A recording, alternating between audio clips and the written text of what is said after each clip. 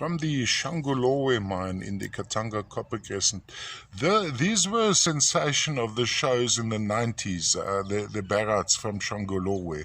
This would be a newer find. It's now 2022, and they are essentially quite different to the ones of the 90s.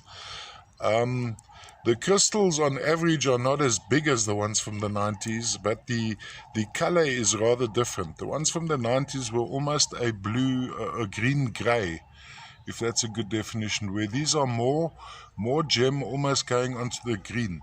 Now, associations are typically found on this material. It's a thin crust sitting on this matrix. The bottom of the crust would be malachite. On top you'd have the pseudo-malachite.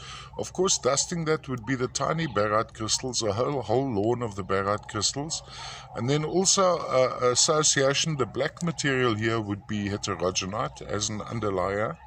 Why I say heterogenite versus girthite, or formerly known as limonite, is you don't see the telltale iron staining, so going into the reds and the yellows of iron oxidation. You have just pure black.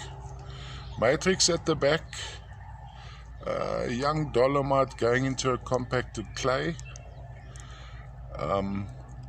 And a view from the side, slight elevation of the barites going off the matrix. All the way from the Shangolowe mine in the Katanga Copper Crescent.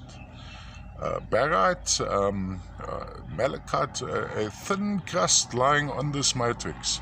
Size-wise, almost a hand size, a pretty good size too.